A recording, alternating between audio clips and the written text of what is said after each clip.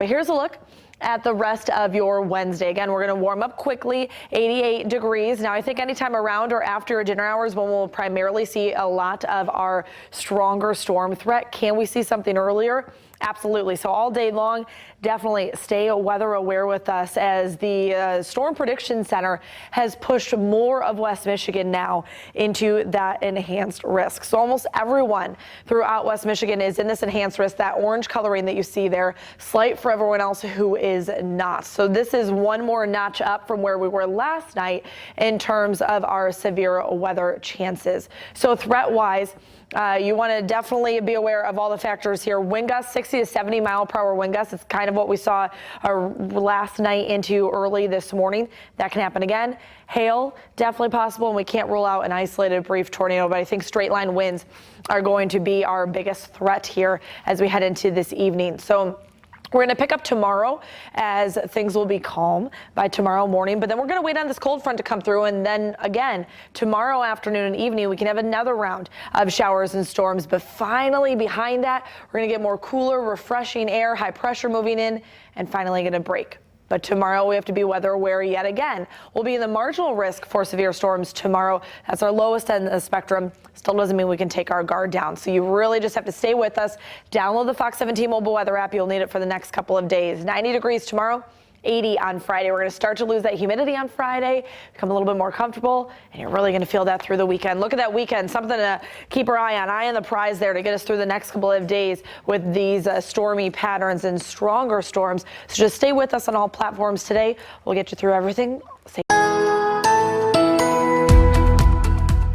All right, mid-Michigan, much of the day today will actually be dry, partly cloudy, hot and humid, very similar again to what we saw yesterday.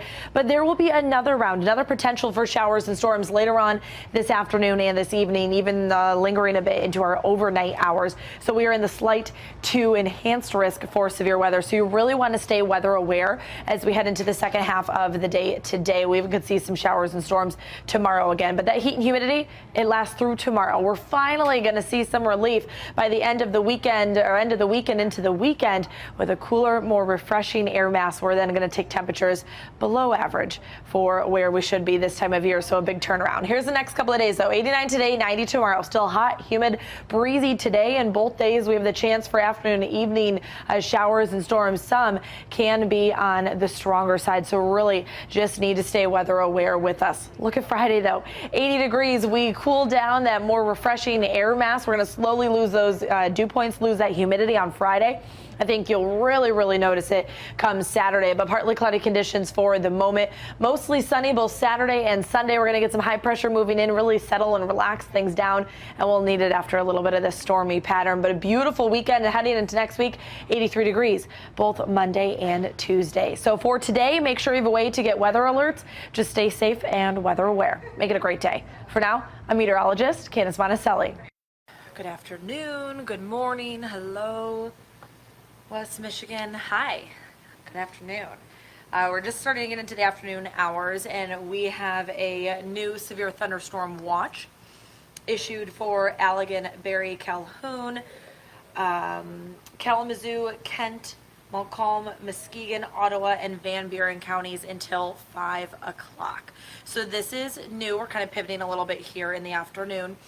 We did say it was a day to stay weather aware with us all day long, and that is exactly what is happening. So a new severe thunderstorm watch. I'm going to walk you through what we saw last night, that we're kind of in a little bit of a break, but now watching this first round come through and what we can expect even later on this afternoon. I know a lot of you do not have power around West Michigan, making it difficult to get that information to you. So if you don't have power, or if you know friends that don't have power, maybe if you're watching this, text them to start to watch so we can get all that information to everybody. So not getting a huge break today. So first we're going to take a look. This is humid atmosphere lately. I'm sure you felt it the last couple of days, and that really gives us an additional setup for what we were expecting. So this is moving northward a little bit earlier. So this is kind of round 1 of 2 of the day. Will 2 be as strong? This could take some juice out of the atmosphere here. So again, how all this will play out, it still needs to be monitored. So that's why you got to stay with us throughout the rest of the day. Let me see if you guys have any other questions.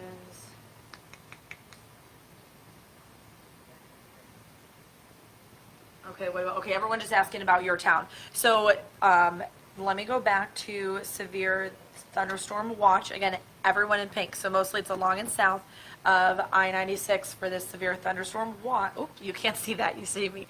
Severe thunderstorm. A lot of you are asking, hey, what about tonight? This is early. Wow. We're pivoting this afternoon. Whether it's a science, not a perfect science, we're rolling with it. And this is the changes that we always get. So we are seeing things move in a little bit earlier, and these showers and storms, do they deplete the atmosphere and we don't get as strong this evening? That could happen. Does things still stay? We get a little trough of energy later on tonight and give us that next round of showers and storms? Absolutely. So just because you get around this afternoon does not mean you can let your guard down for later on this evening. We still can get another round. And I know a lot of you are the thing. This is what happens in the afternoon. Our graphics are set on times. So this is now, the days are shifted forward a day, but the material, this is what happens when we have things going in the afternoon at different times. Okay. Okay, let's see what your questions are.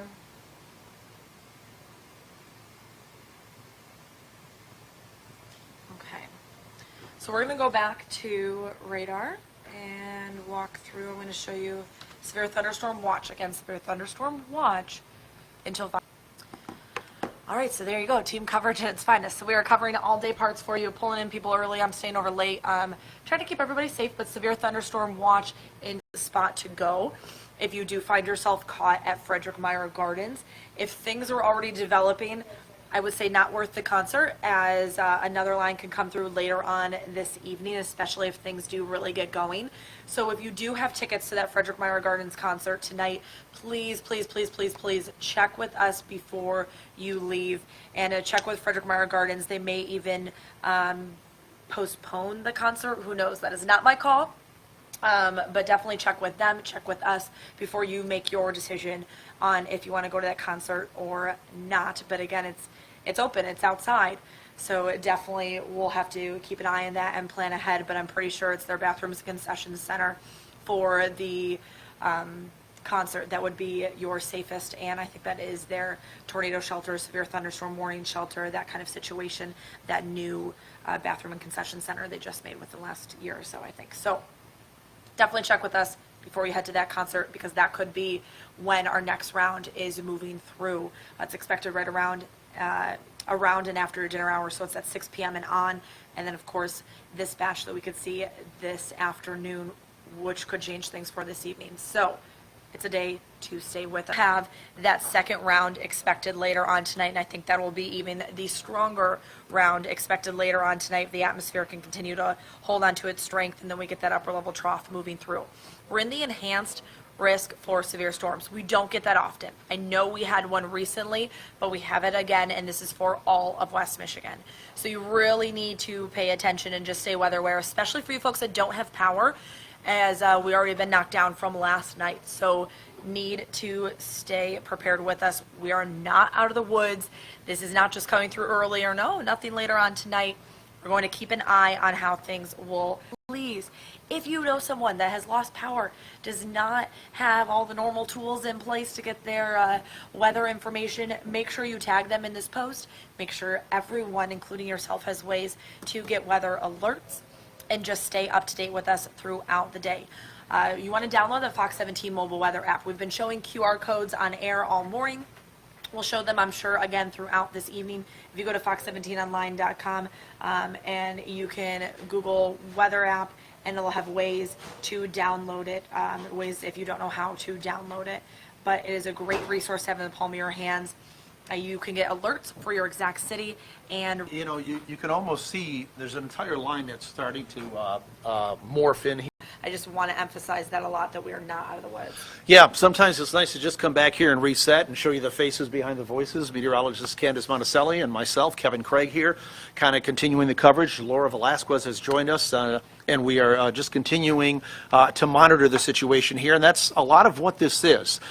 We have a severe thunderstorm watch in effect, but sometimes it's just a question of babysitting the radar, and when they issue the warnings, that's when it becomes imminent at that point. There's a heightened alert for you folks because the Storm Prediction Center will typically issue the watch, the severe thunderstorm watch, and then what happens is the local National Weather Service office will take over, and then they will be disseminating the warnings, the severe thunderstorm warnings from there. So there's 10 Mile and only been a Belmont couple of them. Have heavy rain ponding on the roadways. So heavy rain could be ponding. Even though this is moving quickly, we're getting quite. I want to show how easy it is to have this Fox 17 mobile weather app. We've been showing QR codes all day to download this. If you haven't done so already, do so. You get the radar exactly what we are showing right in the palm of your hands. Get alerts for your city, and it really is such a great resource, especially when you don't have power. So many people don't have power from last night, and now this can be a dangerous situation without having power. I will tell you this, there's a backstory to what Candace is mentioning. We recently acquired a brand new news director, and one of the first things he said to me is he came in and he said, you know what I love about Fox 17? There's a lot of things. That's why he came here. One of the things is he loves the weather app and the radar that is on the weather app. You can take it anywhere. You can, that's the thing. And you just came from Cleveland. You had your bridal shower there, and it follows you. That radar follows you, whether you're in Cleveland, whether you're in New York, whether you're in California. Haley's coming from Detroit today. Yeah, so as soon as you download the app and then you pull up and you click radar, it zeroes in on wherever you are in whatever city you're at. And it gives you the watches, warnings, and the advisories. You could click on that and you can see exactly what we're seeing at that point. So you've got everything. It gives you movement. It gives you all of that. So it's very, very easy to navigate. And of course, the best part of it, it's free. Yeah, exactly. Even better, even better. I have everyone asking timing for tonight. They're saying kids rode their bike to work, or they're trying to get to work, or, you know, what's the situation for timing for tonight if we want to go through that. Again, you want to... We'll do that. I'm going to try to exit out of this and load the opposite show real quick. Yep. And I have a severe weather show set up for us, so we're going to stay on this scene for just a second. For Lori, for you that's asking, what time does your son ride his bike home? Because that's really going to determine things here. Strong storm impacting Kalamazoo, Calhoun through 2:30. That's the next hour. So the other thing we can do here, we have the possibility too. If you would click GR2 on this here, GR2, that's the upper right-hand corner. Yep. Got it. There you and go. then, so here's the other thing. We can, New severe thunderstorm warning for Branch County and St. Joseph. That just came out. okay, so let's go back in and track this. Let's see here. Do we know what the, I don't know the criteria? What's the criteria there? If you... Let me pull it up. It's not even in here. But... Yep. And sometimes these things come off so fast that I still don't have it on the radar here. Let me go to the watches and the advisories.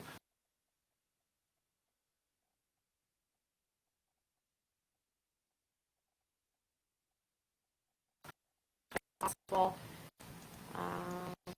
This is marginally severe again. We're talking the cusp severe with the severe thunderstorm warning. So this is a severe thunderstorm warning for eastern St. Joseph County and all of Branch County until 2:15. 2:15. So we've got about another 35 minutes for that, for the possibility of some 60-mile-per-hour wind gusts. So that's marginally severe. So let's go back to the radar. Pittsburgh and Bronson right now. Yep. Yeah. So we'll go back to the radar, and then as we do, we will put a track on this and let you folks know where this is going here.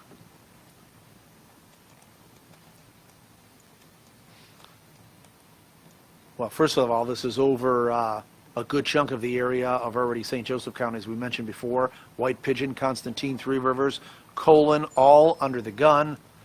You know, and then as we get into Branch County, this is going to be moving your way. This is already kind of out. The main line, or the first line of this is out already ahead of this over in Union City and Bronson.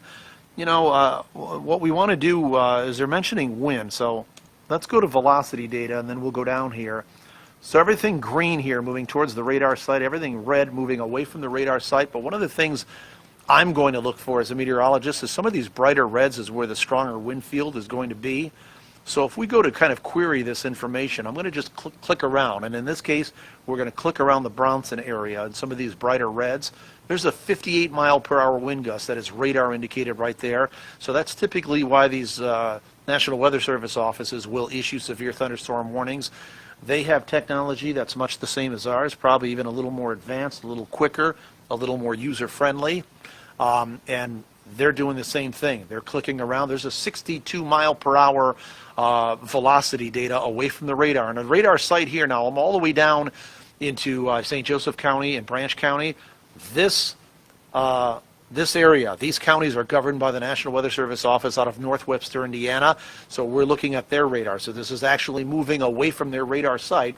But again, these are 62 mile per hour winds, and sometimes these wind speeds can be underestimated. Sometimes they can be overestimated by radar. But as I click around the Bronson area, as I click just to the north and west, or north and east of Sturgis, there's a 56 mile per hour gust there.